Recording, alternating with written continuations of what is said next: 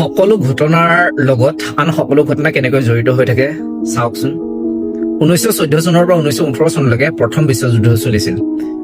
সেই সময়তে ভাৰতেও ব্ৰিটিছৰ দুৰ্বলতাৰ সুযোগ লৈ ঠায়ে ঠায়ে বহু আন্দোলন তীব্ৰতাৰে আগবঢ়াবলৈ ধৰিলে। এই আন্দোলনক দমন কৰিবলৈ ছাৰ ছিডনী ৰলেটে এখন আইনৰ প্ৰস্তাৱ দিলে, যাক ৰলেট এক্ট বা এনাৰ্কিকেল এণ্ড ৰিভলিউচনাৰী ক্ৰাইম এক্ট 1919 নামেৰে জনা গ'ল। ইয়াৰ অন্তৰালত আছিল যে কোনোবা প্ৰটেষ্ট বা আন্দোলনকে পুলিচে মাত্ৰ সন্দেহৰ ভিত্তিতেই কাৰোবাক জেললৈ পঠাব, চাৰ্চ ৱাৰেণ্ট কৰিব বা 2 বছৰ পৰ্যন্ত জেলো হ'ব পাৰে। বিনা ৱাৰেণ্টতে পাব্লিক গেডাৰিং বেন কৰি দিলে। গতিকে এনে এনাৰ্কি আইনৰ বিপক্ষে ৰাইজৰ ক্ষোভ উজাৰি উঠিল। ঠায়ে ঠায়ে বিক্ষোভ আন্দোলন হ'বলৈ ধৰিলে।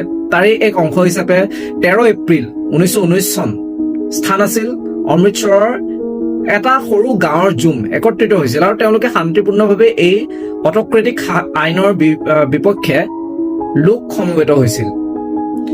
কিন্তু এই ক'লা দিনটোতে ব্ৰিটিছৰ ব্ৰিগেডিয়াৰ জেনেৰেল ৰেইনাল্ড ডায়াৰৰ নিৰ্দেশত 51 জন সৈনিকে সেই ওখ দেৱাল থকা ফিল্ডখনত 1500তকৈ অধিক লোকৰ ভিৰ এটাক হত্যা কৰিছিল, য'ত শিশু বৃদ্ধ নাৰী সকলো আছিল।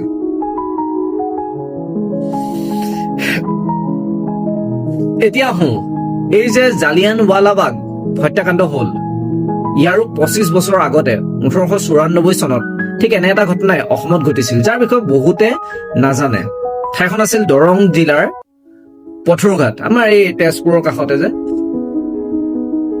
আৰু ব্ৰিটিছে তাৰ খেতিয়কবিলাকক ইমানেই কৰ জাপি দিছিল যে তাৰ বোজা তেওঁলোকে সহি ল'ব পৰা নাছিল। খেতিয়কসকলে মিলি পেলাই এক সুস্থ প্ৰটেষ্ট কৰিছিল, কিন্তু কি হ'ব, ব্ৰিটিছে প্ৰথমতে লাঠিচাৰ্জ কৰি পিছত উন্মত্তভাৱে 15 জনৰো বেছি মানুহক হত্যা কৰিছিল। সেয়া হ'ল পথৰুঘাট 1894 চন। ইয়াকে অসমৰ জালিয়ানৱালাবাগ বুলি জনা যায়। এতিয়া আহোঁ ঐতিহাসিক এই কাণ্ডবোৰ, এইবিলাকক জনাৰ কি প্ৰয়োজন? প্ৰয়োজন আছেনে?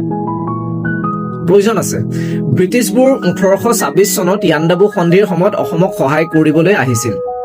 আৰু এই ব্ৰিটিছেই গুজে গুজালি মেলি পুলিয়ে পখাই ইমান ডাঙৰ হ'ল যে অসমৰ ভূমিপুত্ৰসকলৰ পৰাই কমিশ্যন খাবলৈ লৈছিল।